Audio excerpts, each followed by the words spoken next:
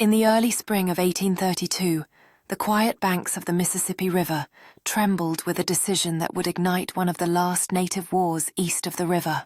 The Sauk leader, Maka Taime, Shikiakiak known to the world as Black Hawk, led his people back across the river into their ancestral homeland of Illinois. This land, rich with memories and sacred burial grounds, had been home to the Sauk for centuries.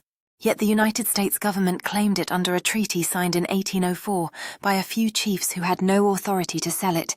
Black Hawk, who never accepted that treaty, returned not as a conqueror, but as a man desperate to reclaim what was rightfully his.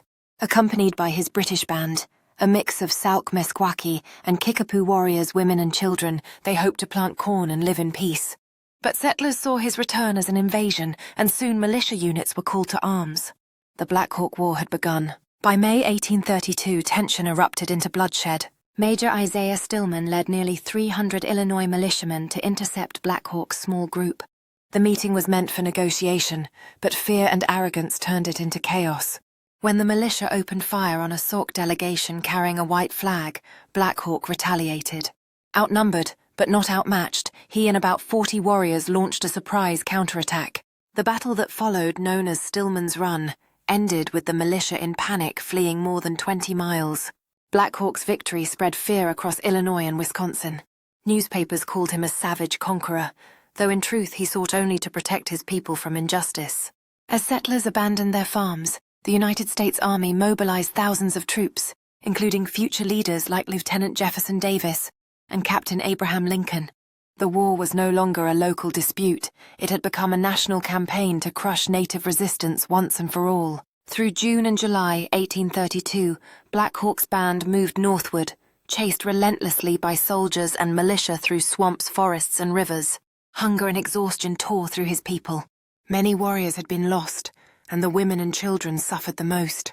Chief Neopope and Prophet Wabokishek, known as the White Cloud, urged Black Hawk to seek help from other tribes, but the Potawatomi and Ho-Chunk refused to join, fearing U.S.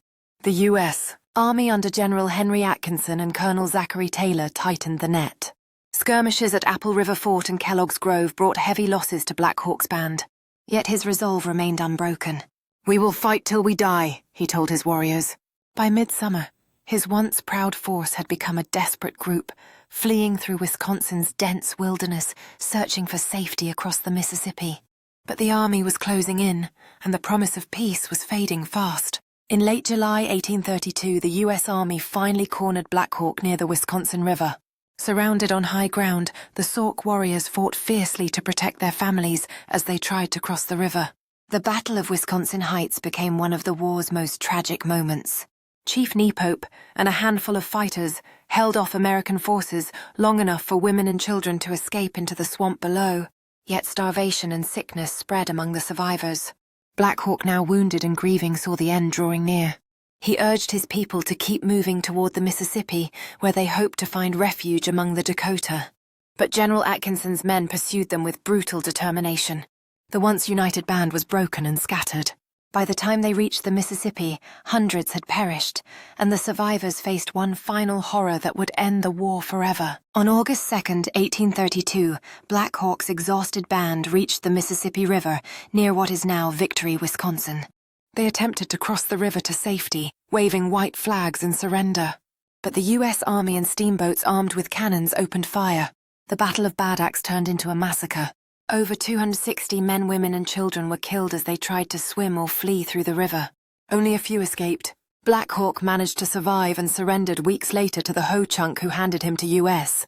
He was imprisoned and later taken east to meet President Andrew Jackson.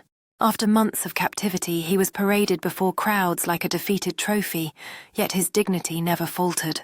Upon his release, he returned to his people broken but proud, saying Rock River was a beautiful country. "I loved my home there." His story became a symbol of courage, betrayal, and loss. Would you have followed Black Hawk in his final stand for ancestral lands? Share your thoughts in the comments and subscribe at HistoryTX for more hidden history.